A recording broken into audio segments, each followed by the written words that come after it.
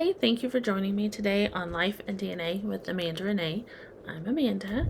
And like I've said before, if you like this video, please hit the like button and please subscribe to my channel so you can see what I post in the future.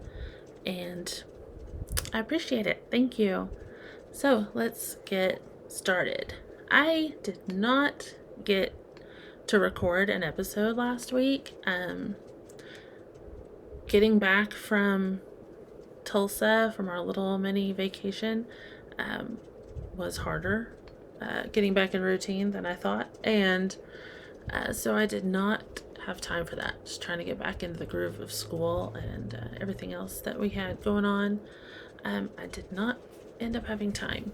So I will tell you about that trip this week.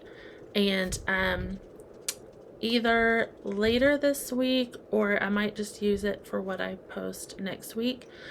But I finally got to order all of the kids' school stuff for the upcoming school year.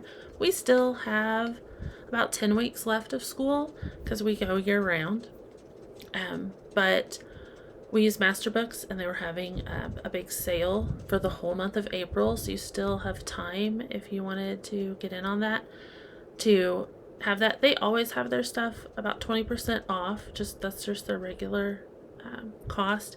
But this month you get an extra 10% off. So on their website it'll say 30% off, but it's really just a 10% extra off of their normal stuff. But I think I know I saved well over $50, probably closer to $100 with all the stuff that I had to get. So I will do an unboxing video with that because we got lots of fun stuff. But yeah, so I always try to catch a sale to order our homeschool stuff just to save us a little bit of money. Masterbooks is one of the more affordable options anyway, but especially with the way groceries are going right now, it's every little bit helps. So I try to catch them on sale.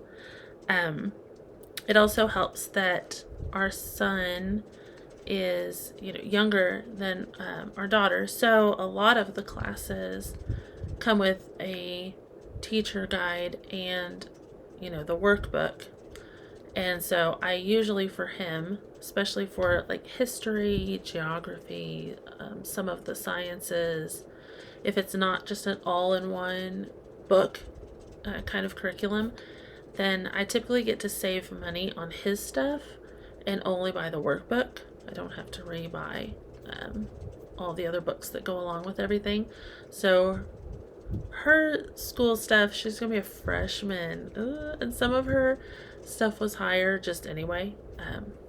So it helped that I got to save money on his, and I'm excited to get those in. Everything's supposed to come in tomorrow, so probably Friday I'm going to try to record an unboxing video with that, and but I'll probably post it on here next week. So yeah, I am excited about that. Box Day is a really big thing. They always have everybody on the Moms of Masterbooks Facebook page will put hashtag Box Day and post pictures of the kids with their books and stuff. I always love it. The downside to ordering 10 weeks before the year starts, and actually it's probably longer than that because we usually take the month of July off just so that they have some kind of break between grades so that they feel like there is a transition there, and we always have a lot going on in July. So the downside to that is that I get all excited about the new books, but we can't do anything with them for a few months. So for someone that loves books and reading and learning new things, that is always hard for me. I have to say I'm excited because next year, with my daughter being a freshman and our son being in 5th grade, I'm going to have to split my time a little better between them. He needs to be more independent in his learning, and she's going to need a little more help, and she's learning stuff I want to learn too. So I kind of want to sit with her a little more and do some stuff. So I'm trying, it's like pulling teeth with him, but I'm trying to get our son to be a little more independent now so that he'll be prepared to be more independent next year, because I really need him to be. But like I said, 2 weeks ago, when I recorded, we went to Tulsa. We went to a Starset concert. We'd actually seen them open for Shinedown.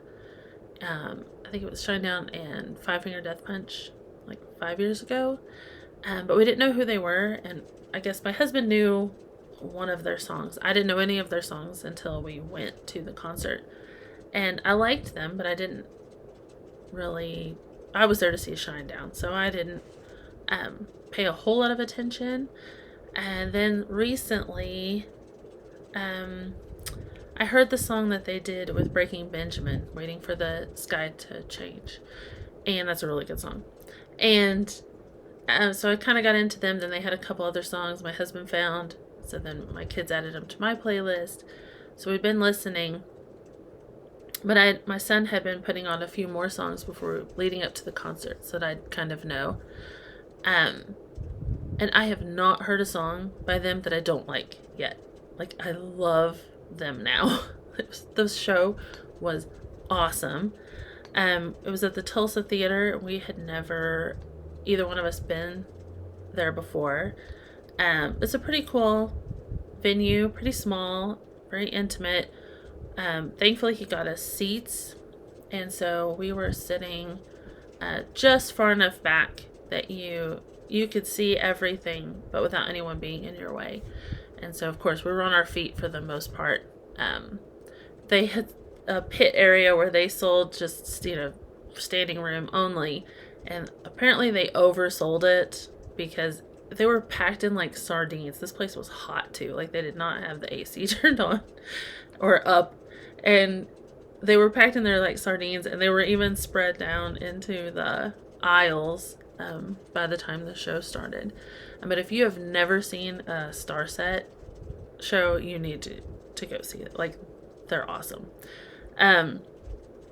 They put on like this whole experience, and even the lead singer, was saying how it's kind of nerdy because they're into like sci-fi. I think he's like an engineer and taught something to do with NASA, I think, at some point.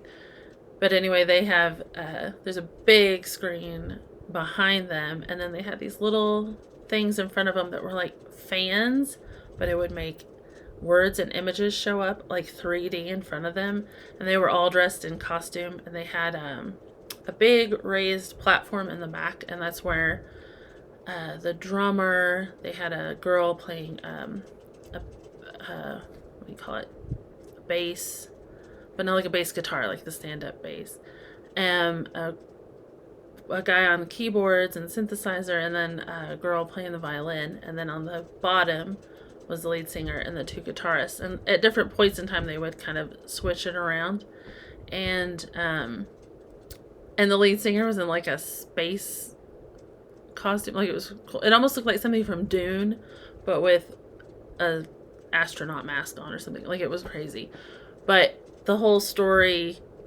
flowed, and the songs kind of went along with the story. It was really, really cool. I highly recommend them. They were awesome.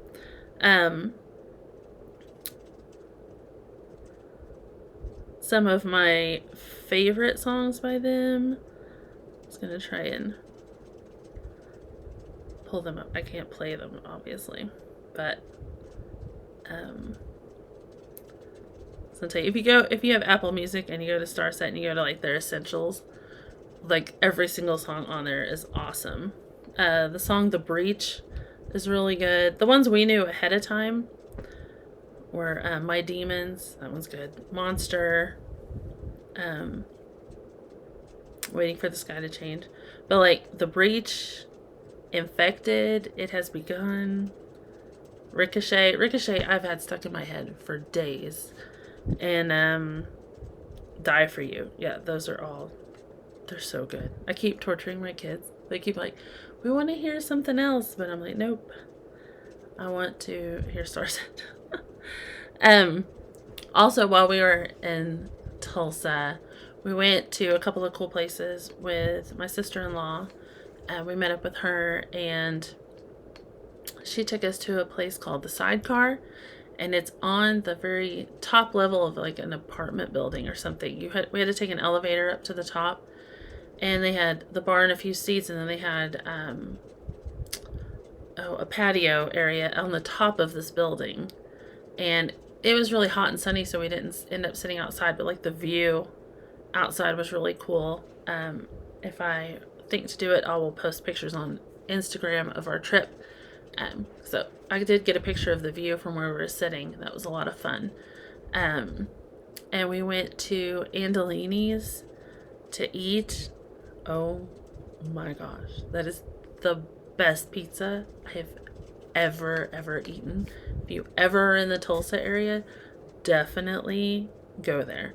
We got one that had like 2 different kinds of pepperoni. It had like the big flat pepperoni in the little cups. The pepperoni looks like, when it cooks, it looks like little cups. Basil, a hot honey drizzled over it. It seems like there was something else on it beside the it had like a pepperoni jam, I think, was the sauce on it. It was the best thing I've ever eaten. It was so good. I was going to be excited because they were, sometimes they'll have their food truck go to Scott Fest, but my husband saw that they're having a big concert the same time, so they'll probably be there and not at Scott Fest. So we might just go to Andolini's that weekend anyway. So yeah, we went there. We went to, there's an Italian place right down from my in-laws, and I can't remember what it's called. I might have to post on Instagram because my husband will know. But anyway, that place was really good. It's homemade Italian. It's right across the street from where my sister-in-law works too. But I can't think of what it's called. But anyway, it's going to be featured on, I guess Guy Fieri has a new show, and he went to this place. And so I guess that's going to be featured on an episode of his new show. So when I think of the name, I will post it down below. But I can't think of what it is right now. Dang, Hashimoto's in my memory. So those were the places we went to eat. Normally we like to go to like Big Whiskey's, but we didn't have time to go everywhere, or the money to eat everywhere that we'd like to go. Yeah, we went and got a room at the Embassy Suites there. That was pretty nice. The rooms there were really cool. We love going there because you get more bang for your buck. Like, they have the free snacks, and it did have unlimited free drinks during the they have like a certain time period in the evening, and they have free snacks, and they used to have free drinks. Now you get 2 free drinks, but on the plus side, they were strong, so you kind of feel like you got your money's worth there. And then they have an all-you-can-eat breakfast in the morning, like made-to-order omelets and all of that. The line was kind of long for the omelets, so we didn't end up doing that. We just got what was on the buffet, but it was still delicious. So anyway, we got a lift from there to the concert. We were going to go eat first, but yeah, there's a Mexican restaurant right down next to the Tulsa Theater, and it was packed because there was also a big Tim McGraw concert going on at the BOK at the same time as this one. I guarantee you our concert was way better. Guarantee you that. But that's where the majority of the people were headed. So as soon as Starset played their final song, we booked it out of there because it was pretty packed. And we headed over. Right across the street is a place called the Saturn Room, and it's a little tiki bar. and it was pretty cool. The atmosphere in there was kind of neat. Had a DJ. She wasn't playing great music, but we didn't care. So we had a couple of drinks there, just to see kind of what they had. They had some really good, interesting drinks. It was nice. A lot of rum in them, and I like that. But we were getting hungry, and so we got a lift. We learned the hard way a few years ago not to walk downtown Tulsa at night. Like, well, we did it in the daytime, and it felt dangerous. We had to walk from, we were walking the opposite direction from a place called the Arena that's right across from the BOK. And we were going to the Mexican restaurant that I was talking about by Tulsa Theater. And it was during, towards the end of COVID, stuff was opening back up, but it was during a lot of the, like, protests and stuff like that going on. And when we were walking down there, apparently there's a big homeless encampment right behind, like, the sheriff's office, and we had to walk by that. So it was kind of, I'm from a small town in Oklahoma, so there's not just homeless people running around everywhere where I'm from. And so it was kind of odd having to walk around people sleeping on the street. Like, that was sad and kind of scary. And when we finally got to the restaurant, when we got done at the restaurant, we were walking back. We had to walk in this little narrow place where there was concrete on both sides. So if anyone came up to you, you were trapped. Like, there was nowhere to go. So we kind of booked it really fast and got back to the Arena. So anyway, so we learned from that. Oh, and when we were passing by right before we got to the Arena, apparently there was like a BLM protest somewhere further off, a couple blocks down in Tulsa that we didn't know about. And there were a bunch of guys in military fatigues holding, like, AK-47s. Like, it was so creepy. We were like, okay, we're in the wrong place. We're going to hurry up and get to the restaurant and just stay there. And I guess they were there just to make sure that the riots didn't get violent, which I was thankful for that. And we did see some of the people, after we got to the restaurant, we could see some of the people walking and doing the protesting and stuff. But they were all peaceful. I'm sure it helped that there were many armed men walking a block or two behind them to make sure that they stayed that way. But it was crazy. We, again, I'm from a small town. We don't have anything like that going on down here, thankfully. So yeah, it was kind of creepy, but nothing bad happened, so it was nice. So yeah, we learned our lesson, and we were not about to walk from the tiki bar to the Arena, so we got a lift. Cost us a whole $6, but it was worth every penny because we stayed safe. So we went, and there's a place called the Arena, like I said, across from the BOK, and they have good drinks and really good food. My husband, because we're starving by this point, we hadn't eaten since lunch. And we're talking like probably 10 or 11 at night now. And so we're just going to order some appetizers. And I got like the pretzel sticks with the beer cheese. That stuff is so good there. Like the ones at the Arena are really good. And he ordered, it was pork skin nachos. He always calls them chicharrones. I guess that's the Spanish name for them. But it had pork skins with queso and then pulled pork on top of it. And I don't normally eat pork skins, but he let me taste a bite that had the queso and the pulled pork on it, and it was delicious. Like, that was the coolest thing I've seen in a while. And so we ate there and had one more drink, and then we got a lift back to the hotel because it was late and we were tired. But yeah, that was a fun night. My father-in-law and mother-in-law took the kids glamping in the camper to Keystone Lake, so that was fun. Kids had fun there.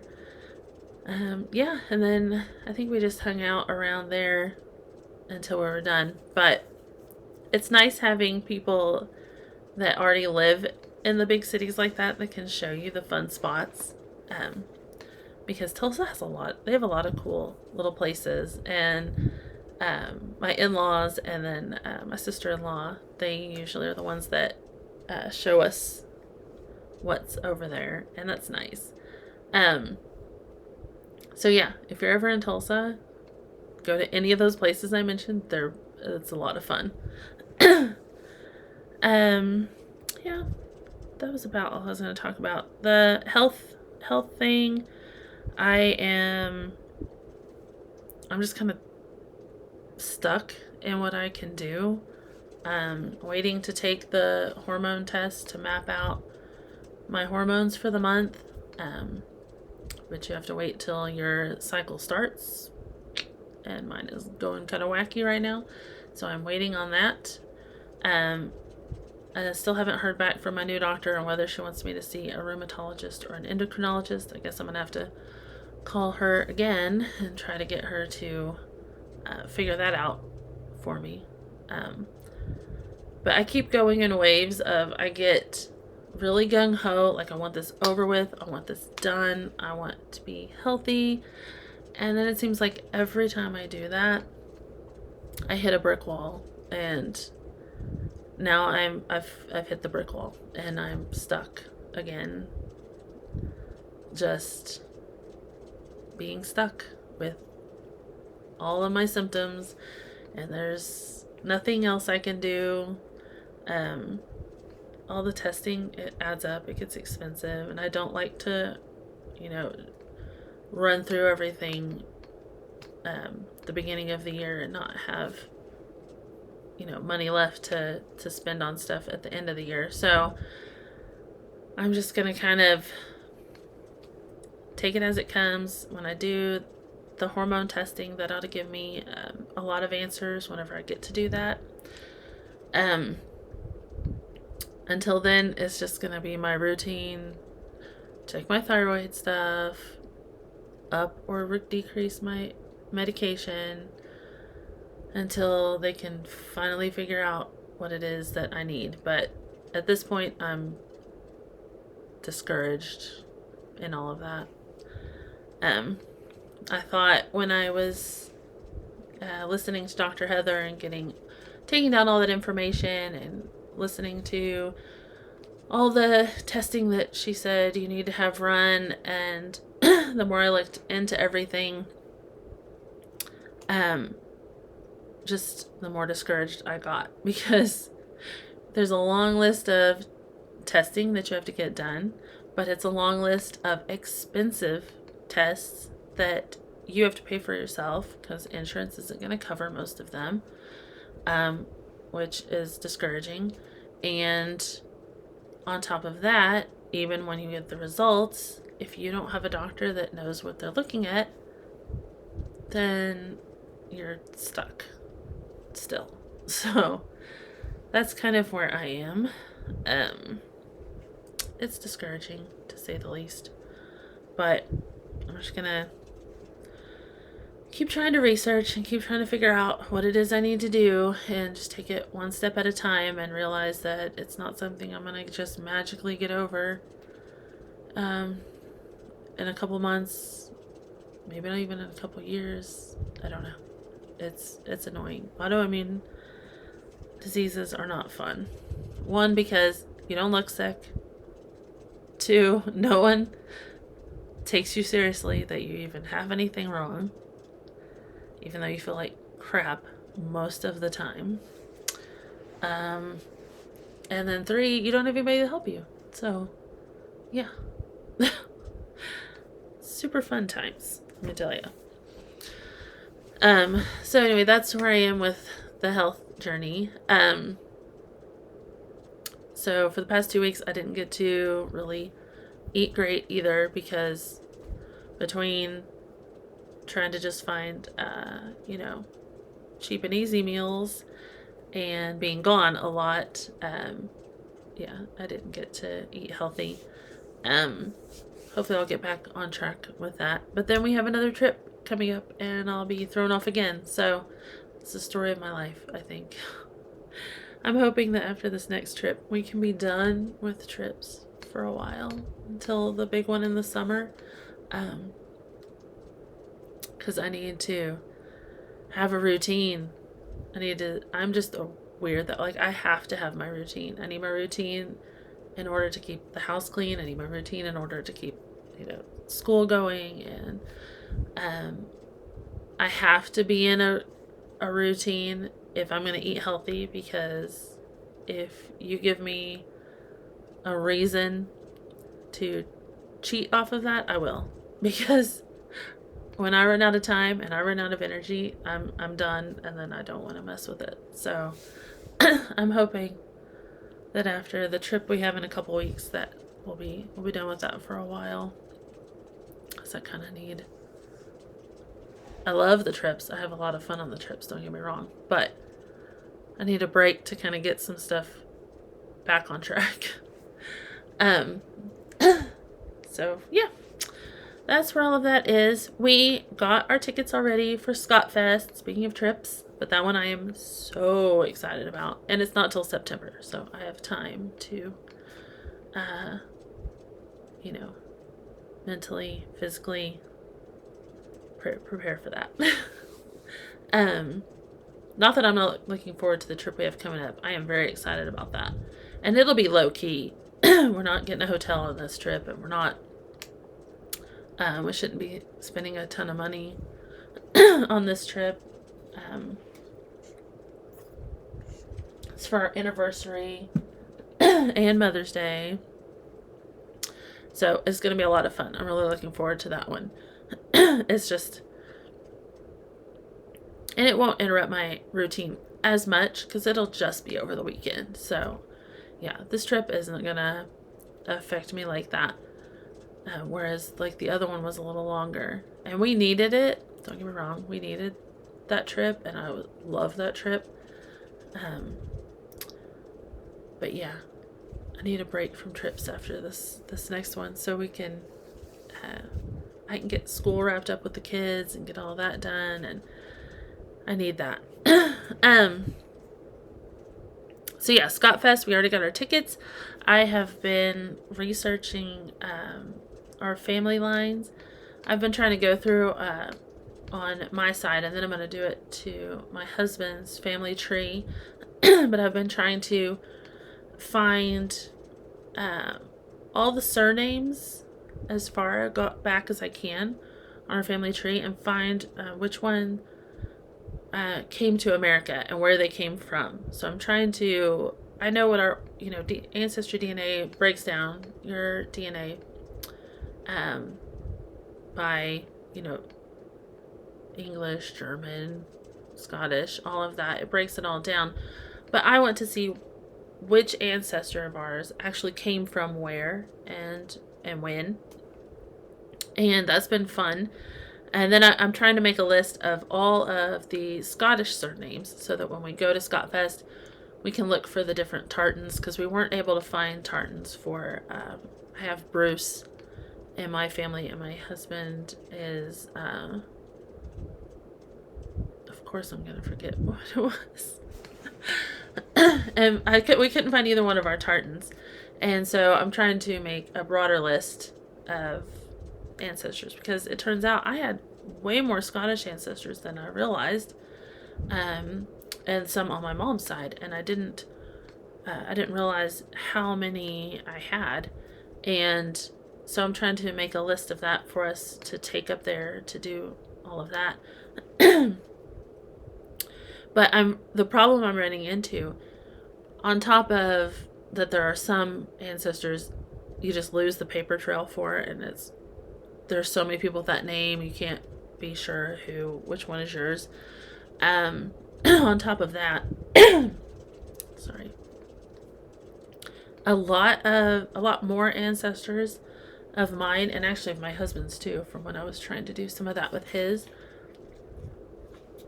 A lot more of them have been here since the beginning of America. And I'm talking like pre-country.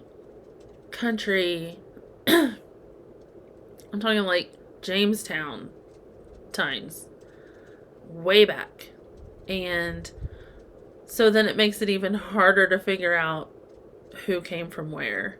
And so while that's fun and interesting because it's really, really cool to realize exactly how many ancestors the two of us had that actually started this country, that's awesome. It makes it harder to figure out where they came from and to find ancestors further back. So that's been interesting. So as I get answers to that, I will do a video just on that and kind of show you how I was doing it and maybe some of what I found. I did see on one of the Ancestry Facebook pages that they're fixing to come out with, it'll be a pro tool that you have to pay for, but I think it's like $10 a month. I'll probably only pay for it for a month or two and then cancel it because I don't need those tools all the time. But it's going to be able to show you the centimorgans between matches. Where right now, if you go on Ancestry DNA, you can see how many centimorgans you share with your match, but you can't see how many centimorgans the DNA matches have to each other. And they're fixing to come out with a tool that shows that. And that would be worth so much. I mean, that's going to be huge for those of us trying to do research on finding relationships between people. It's going to be awesome. So I am really excited about that. But yeah, that is about all I had today. Thanks for joining me. And again, if you like this video, hit the like button, subscribe to my channel, and you can see what is coming up next. Like I said, next week I will have an unboxing video for our homeschool curriculum. That's going to be a lot of fun going through all of that. So yeah, I will see you back here next week. Bye.